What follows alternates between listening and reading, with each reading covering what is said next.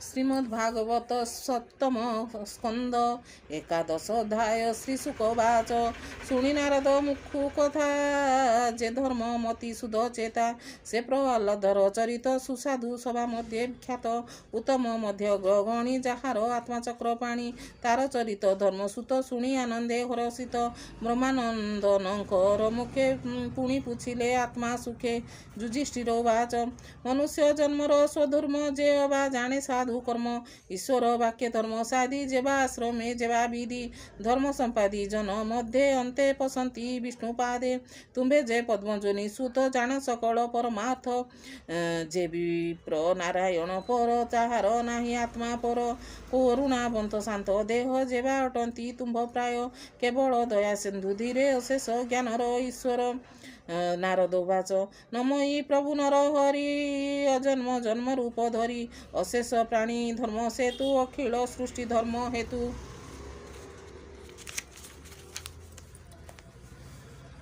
जे सनातन मुनि बाणी से नारायण मुखु शुणी से अवतार आत्मा अंशे जन्म नबिले देव वंशे दक्ष कन्यार गर्भे हरि नर रूपरे अवतरी संसार लोक सिद्धि कर्मे जे सेव से बदरिकाश्रमे जोग साधिले दृढ़ तबे जे नर नारायण रूपे से हरि सर्वदेव आत्मा धर्मर मूले शुद्ध कर्मा तार वचन श्रुति पथे जे प्राणी शुणे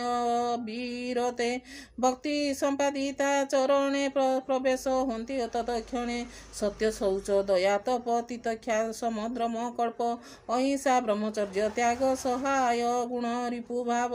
संतोषे समदृष्टि सेवा जेणे संतोष ऋषि देवा कर्म निवृत्ति ज्ञान धर्म मौन आत्मा नित्य कर्म हृदय निरोधी दुष्ट मन स्वधर्म मार्गे कर ध्यान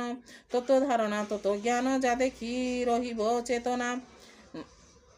न देखी अनुभव भावे भूत अतिथि पूजा अंगे आत्मदेवता बोध करी ए भावे गृहे थिले डरी कृष्णर नाम अनुक्षण करिण कीर्तन श्रवण जेवा पूजन दास पणे सुवाक्य आत्मा समर्पणे परम रूपे धर्म साधी मनुष्य नाही रिपु बुद्धि 10 लक्षण धर्म एहि एणे संतोष भावग्राही अखिल संसार कारण देव अभ्यासी से ब्राह्मण आदि 3 धर्म जन दान अध्यापन यज्ञादि क्रिया कर्म जेते चतुर्थ आश्रम समते अध्ययनादि षट कर्म ब्राह्मण जनर ए धर्म प्रजार धर्म राजार धर्म प्रजा रक्षा जिज्ञान विहीने पंच दीक्षा वाणिज्य कृषि गो लक्षण वैश्य जनर ए लक्षण शूद्र जनर विप्र सेवा जेने संतोष सर्वदेवा जे धर्म श्रुति भेदे ताहा साधिब निरापदे आपदे वृत्ति नित्य कर्म साधि बंचिब 3 वर्ण एते लक्षण तोते कही राजन शुण मन देई स्वच्छ संतोष समदम सहिष्णु विख्यातिलक्षम दयात्मा विरक्त शांत विप्र लक्षण एहि लक्षण ए कहती दयात्मा विरक्त शांति विप्र लक्षण ए कहती तेज शौच क्षमा धृति त्याग अर्चना दया शांति नित्य प्रसन्न विप्र रक्षा क्षेत्रीय लक्षण ए दीक्षा विप्र देवता गुरु भजी त्रिजोग पोषण निमजी आस्तिक नित्य गुण नम्र गुण वैश्य जनर ए लक्षण शौच प्रभु सेवा कर्म शूद्र जनर ए लक्षण एबे हो युधिष्ठिर शुण स्त्री जनर ए लक्षण स्वामीर चरण कमले सेविब हृदय निश्चले स्वामीर बंधु थिबे जेते तांको पोषणे थिबो नित्य प्रति पवित्र पतिव्रतांक ए लक्षण निगम वचन प्रमाण गृह मार्जना उपलेप मंडल सायंकाल दीप आत्ममंडित निरंतर भूषण अंजन सिंधुरे आत्ममंडित निरंतरे भूषण अंजन सिंधुरे संतोष लोभ सुदक्ष धर्मज्ञ प्रिय सत्य वाक्य शुचि सुदीघ्रेज से आनंद निरते सेवे स्वामी पद से नारी हरि प्राय नीति सेवा करती निज पति से नारी लक्ष्मी प्राय होई पतिर हस्ते हस्त देई अति संगते विष्णु लोके बसई आनंद सके अन्य जाति निज धर्म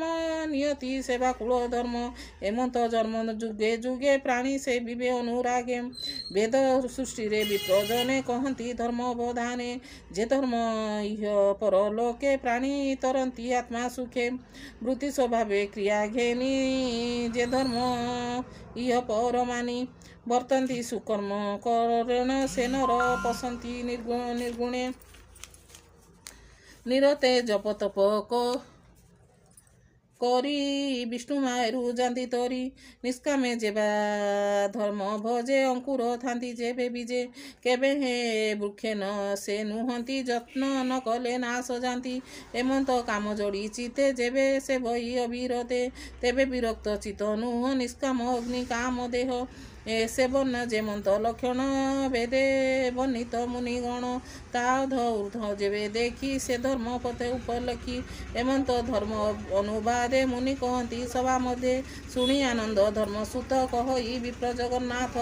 ଇତି ଶ୍ରୀମଦ୍ଭାଗବତେ ମହାପୁରାଣେ ପରମହଂସ ସଂହିତାଏ 82 ସ୍କନ୍ଧେ ଧର୍ମ ବର୍ଣ୍ଣନେ ନାମ 11 ଅଧ୍ୟାୟ। ଶ୍ରୀମଦ୍